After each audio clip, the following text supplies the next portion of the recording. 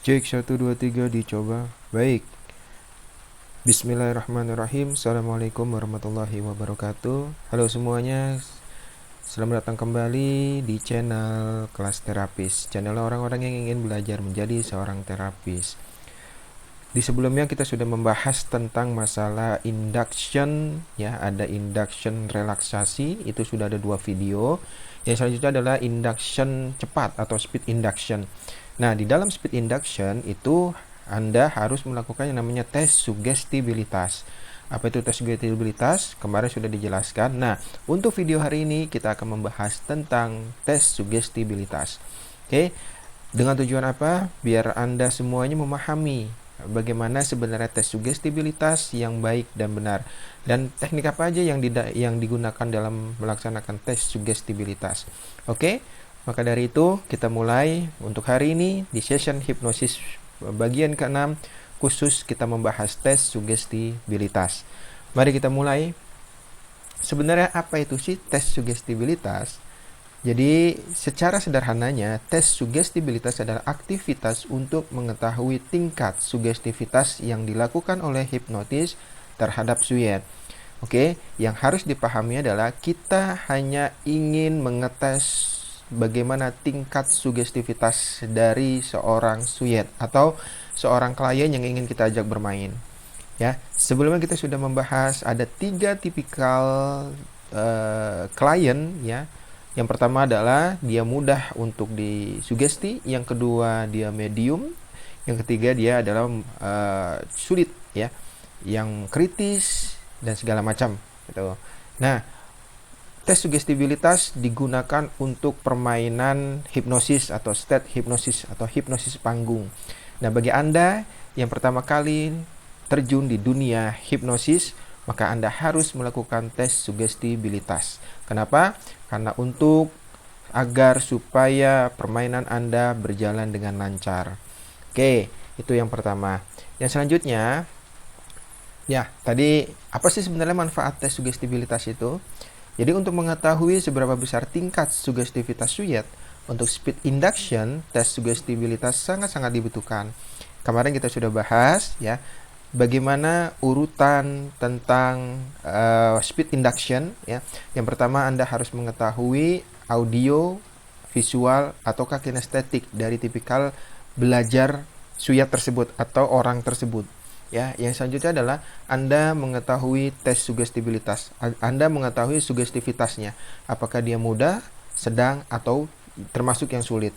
Nah, ketika kita memahami, ketika kita ingin mendapatkan tingkat sugestivitas seseorang, maka tes sugestibilitas memang dibutuhkan.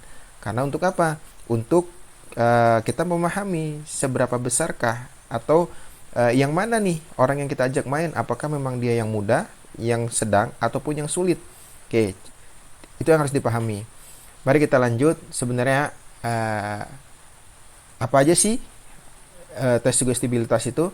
Oke, ini sorry saya edit dulu. Ini belum saya edit, lupa ya. Macam-macam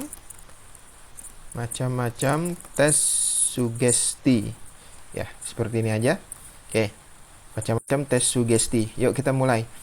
Macam-macamnya ada beberapa aja sih. Sebenarnya yang paling saya lakukan, yang paling sering saya lakukan ini adalah di mata katalepsi atau tangan kaku. Nah, di lemon itu beberapa kali saya gunakan. Nah, mari kita akan bahas tentang masalah macam-macam tes sugesti dan bagaimana caranya.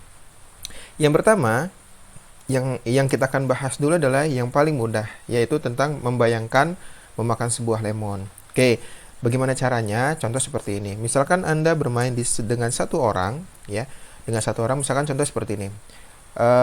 Anda ingin bermain dengan teman. Nah, terus Anda ngomong gini, hey, mau nggak kita bermain hipnosis? Ya, jadi ingat yang harus dipahami, Anda berbicara harus meyakinkan, jangan terbata-bata dan jangan kaku. Kenapa? Ketika Anda terbata-bata dan kaku, itu sudah membuktikan Anda tidak profesional dan Anda masih amatir. Maka dari itu, sebelum Anda main, maka berlatihlah untuk berbicara. Perbanyaklah kosakata. Sehingga apa? Ketika berhadapan dengan seseorang, berhadapan dengan subjek, maka Anda sudah fasih untuk mengeluarkan kosakata. Ya. Sebagai contoh seperti ini, ketika saya bertemu dengan satu orang dan itu ingin saya ajak main gitu kan, saya selalu bilang, mau nggak kita bermain hipnosis? Mau nggak kamu saya bawa ke kondisi hipnosis? Lalu pasti biasanya dia menanyakan bagaimana caranya. Oke, caranya simpel sekali ya. Jadi saya cuma hanya bermain di imajinasi kamu. Oke. Saya cuma hanya menggunakan imajinasi kamu. Lalu biasanya si klien atau si suyat bertanya, bagaimana caranya? Oke. Cukup mudah ya. Kamu hanya mengikuti instruksi dari saya. Kalau misalkan si suyat mengatakan, oke, saya mau, saya coba. Oke, untuk sebelum kita masuk ke kondisi hipnosis, maka saya akan tes dulu imajinasi kamu. Apakah imajinasi kamu itu bagus? Oke. Kenapa? Karena di hipnosis kita akan bermain di imajinasi. Nah, seperti itu aja. Lalu ketika klien mengatakan, oke, coba. Nah, langsung. Oke, sekarang tutup mata Anda, ya. Tutup mata Anda, terus relax saja duduknya. Relax, santai. Tarik nafas yang panjang, buang dari mulut. Oke, sekali lagi tarik nafas yang panjang dan buang dari mulut perlahan. Sekali lagi tarik nafas yang panjang dan buang dari mulut perlahan. Oke. Dan saya minta Anda sekarang fokus dengan suara saya. Apapun instruksi yang saya kasih, maka ikuti saja. Oke. Dan saya ingin Anda mengabaikan suara di kiri kanan Anda dan Anda hanya fokus dengan suara saya. Nah, untuk saat ini saya bawa ke suatu tempat ya, di rumah khususnya, oke, ada di sebuah dapur. Oke, sekarang Anda berjalan di sebuah dapur. Oke, saya tidak tahu dapur itu apa, dapur siapa, warnanya seperti apa, dan banyak fitur-fitur apa aja di situ, banyak perabotan apa aja di situ, saya tidak tahu. Yang saya pastikan bahwasanya Anda berada di sebuah dapur. Oke, jika sudah ada, anggukkan kepala. Biasanya siswa akan menganggukkan kepala jika memang dia sudah ada di sebuah dapur. Selanjutnya, ketika Anda sudah berada di sebuah dapur dan sekarang buka kulkas, oke, dibuka kulkasnya, dan saya tidak tahu merek kulkasnya apa, warna kulkasnya apa, terus udah gitu tinggi kulkasnya seberapa, saya tidak tahu. Yang pasti di imajinasi Anda sekarang sedang membuka kulkas. Oke, sudah dibuka kulkasnya? Sudah. Nah, sekarang di dalam kulkas tersebut ada satu buah lemon ya. Warnanya kuning, besar dan sangat segar sekali.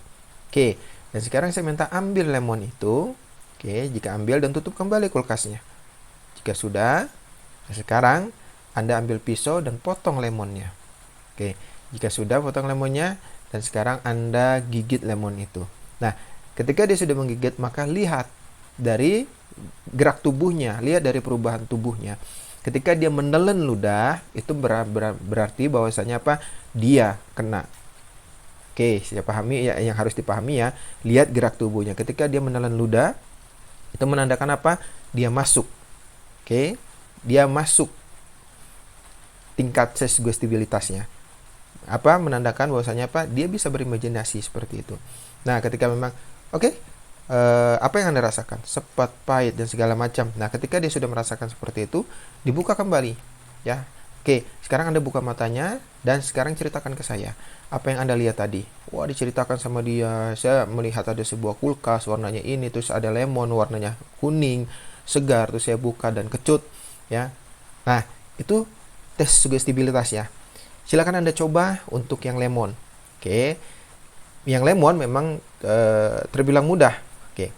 Namun yang saya pilihkan 3 ini cukup mudah ya. Ini yang saya lakukan dan semua orang bisa melakukannya. Oke. Yang selanjutnya adalah mata katalepsi atau menutup mata sulit untuk dibuka. Ya, biasanya saya akan melakukan ini ya dengan satu orang ya.